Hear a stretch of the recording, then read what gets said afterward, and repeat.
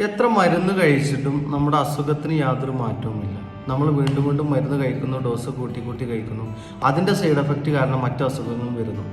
അസുഖങ്ങൾ നമുക്ക് വരുന്നത് നമ്മൾ കഴിക്കുന്ന ഭക്ഷണത്തിലൂടെ നമ്മുടെ ശരീരത്തിന് ആവശ്യമായിട്ടുള്ള വൈറ്റമിൻസും ന്യൂട്രിയൻസും മിനറൽസും ഒന്നും കിട്ടാതെ വരുമ്പോഴാണ്.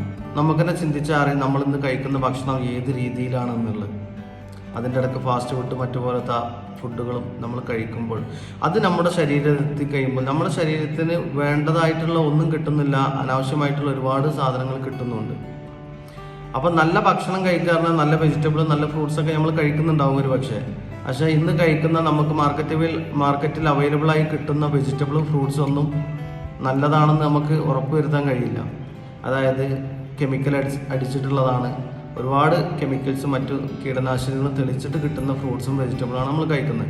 അത് വീണ്ടും ശരീരത്തിൽ എത്തുന്നതോടുകൂടി സ്ലോ പോയിസനായിട്ടാണ് നമ്മുടെ കോശങ്ങൾ പ്രവർത്തിച്ചു തുടങ്ങുന്നത്, ശരീരത്തിൽ എത്തുന്നത്. അപ്പം നമ്മുടെ ശരീരത്തിന് ആവശ്യമായിട്ടുള്ള നല്ല വൈറ്റമിൻസ്, ന്യൂട്രിയൻസ്, മിനറൽസ് എല്ലാം കിട്ടുന്ന ഒരു പ്രൊഡക്റ്റാണ് ഐപ്പൾസ് പറയുന്ന ഈ ഒരു പ്രൊഡക്റ്റ്.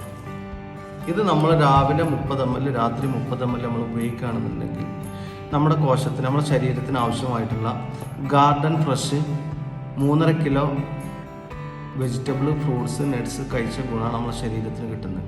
നമ്മൾ നിലവിൽ ഉപയോഗിക്കുന്ന ഭക്ഷണത്തിലൂടെ അത് കിട്ടുന്നില്ല. അതിൻ്റെ കുറവ് കാരണമാണ് നമുക്ക് അസുഖങ്ങൾ വരുന്നത്. നമുക്ക് ബോഡി നല്ല ഹെൽത്തി ആയിരിക്കും, നമ്മൾ കോശങ്ങൾ ആക്റ്റീവായിരിക്കും, കോശങ്ങളുടെ ഡാമേജ് ക്ലിയർ ആവും. തല മുതൽ കാൽ വരെയുള്ള എല്ലാ കോശങ്ങളും ഇത് റിപ്പയർ ചെയ്യും. അതിൻ്റെ ഭാഗമായിട്ടാണ് ഒരുപാട് റിസൾട്ടുകൾ.